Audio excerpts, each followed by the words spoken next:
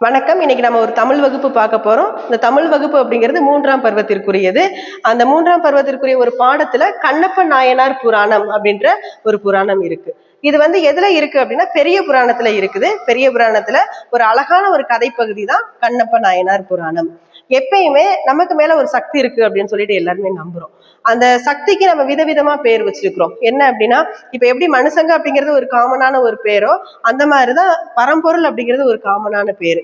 மனுஷங்களுக்கு எப்படி விதவிதமா பேர் வச்சுக்கிட்டு இருக்கிறோமோ, இப்ப எக்ஸாம்பிள் சொல்லணும் அப்படின்னா, இப்ப ஆனந்த், பாபு, தர்ஷினி, காயத்ரி, அந்த மாதிரி விதவிதமா பேர் வைக்கிற மாதிரிதான் நம்ம பரம்பொருளுக்குமே விதவிதமா பேர் வைக்கிறோம். அந்த பேர் அப்படிங்கிறது இயேசு, அல்லா, சிவன், முருகன், அந்த மாதிரிதான்.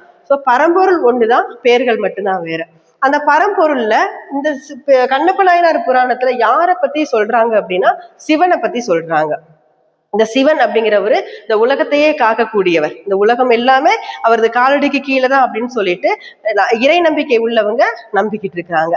அப்படிப்பட்ட ஒரு சிவன் பத்தின கதை தான். இந்த சிவன் மேல கண்ணப்ப நாயனார் எந்த அளவுக்கு பக்தி வச்சிருந்தாரு, எந்த அளவுக்கு அன்பு வச்சிருந்தாரு, அந்த அன்பின் மிகுதியினால் அவர் என்னென்னவெல்லாம் பண்ணாரு அப்படிங்கிறத தான் இந்த கதையின் மூலமா நம்ம தெரிஞ்சுக்க போறோம். கண்ணப்ப நாயனார் அப்படிங்கிறது அவருடைய இயற்பெயர் தின்னனார் அப்படின்னு சொல்லுவாங்க. வீட்டுக்கு ஒரே பையன், வேடர் குலத்தை சேர்ந்தவங்க. இதுல என்ன அப்படின்னா, நிறைய நீண்ட நாள் அவங்க பெற்றோர்களுக்கு குழந்தை கிடையாது. அப்ப அவங்க முருகனை வழிபடுறாங்க, எனக்கு ஒரு குழந்தை வேணும் அப்படின்னு சொல்லிட்டு.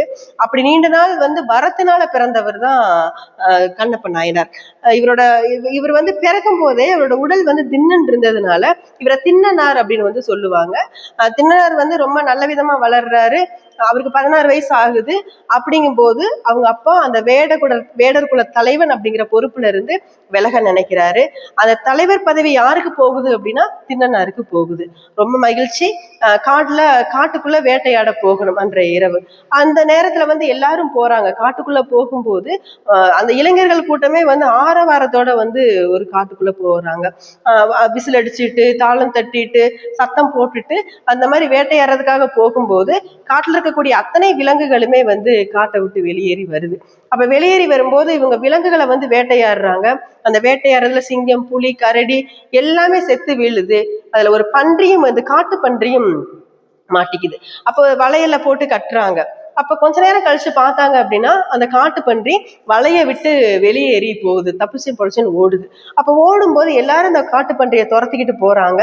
துரத்திக்கிட்டு போன வேகத்துல அதை பிடிக்க முடியல. நிறைய இளைஞர்கள் பின்தங்கிடுறாங்க அந்த காட்டு பன்றியை பிடிக்க முடியாம. ஆனா தொடர்ந்து போனது தின்னனார் தான் போறாரு. கூடவே அவரோட நண்பர்கள் 2 பேரு, நாணனும் காடனும் போறாங்க.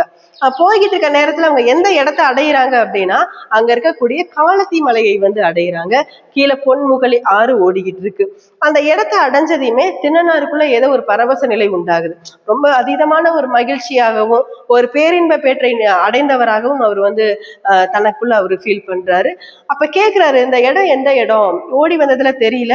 அப்ப அந்த நண்பர்களை பார்த்து கேட்கிறாரு, இது எந்த இடம், எனக்கு ஒரு மாதிரி நல்லா இருக்கு, மனசே ரொம்ப நல்லா இருக்கு அப்படின்னு சொல்லும் போதுதான் அந்த நண்பர்கள் சொல்றாங்க, இது காளகத்தி மலை அப்படின்னு சொல்றாங்க.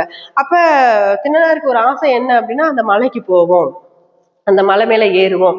அப்ப ஏன் அப்படின்னா அந்த நண்பர்கள் சொல்லும் போதே அங்க சிவன் சிவன் குடியிருக்கிறாரு அப்படின்னு சொல்றாங்க. சிவன் சாமி அங்க இருக்கிறதா சொல்றாங்க.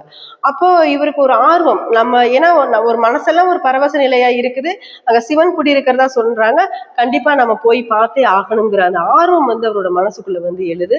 ரொம்ப மகிழ்ச்சிகரமா நண்பர்களை கூப்பிடுறாரு, நம்ம மலை மேல போய் ஏறி பார்த்துட்டு வருவோமா அப்படின்னு சொல்லிட்டு. அப்ப அதே மாதிரி நண்பர்களும் அவரை கூட்டிட்டு போறாங்க.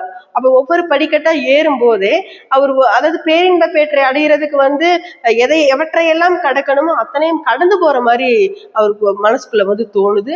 அப்புறம் மனசே ரொம்ப சந்தோஷமா இருக்குது. கடைசியில மலை மேல ஏறிடுறாங்க. அங்க போனா அங்க சிவன் சிலை சிவன் காணப்படுறாரு. பார்த்ததுமே இவருக்கு அவ்வளவு சந்தோஷம்.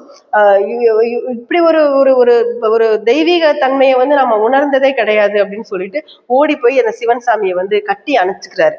கட்டி அணைச்சிட்டு இனிமே நான் இங்கிருந்து வரவே மாட்டேன் அப்படின்னு சொல்லிட்டு விழுறாரு, கும்பிடுறாரு, கட்டி அணைக்கிறாரு. அதீதமான பாசத்தை அந்த சிவன் மேல பொழிய ஆரம்பிக்கிறாரு.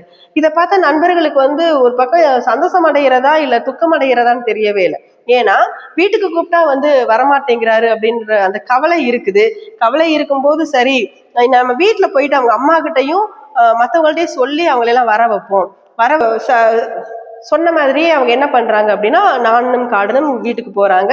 வீட்டுக்கு போய் பெற்றோர்களை கூட்டிட்டு வர்றாங்க. கூட்டிட்டு வந்து திண்ணனாரோட நிலையை வந்து காமிக்கிறாங்க. காமிச்சதுக்கு அப்புறமா என்ன நடக்குது அப்படிங்கிறத நம்ம நாளைய கிளாஸ்ல பார்த்துக்கலாம்.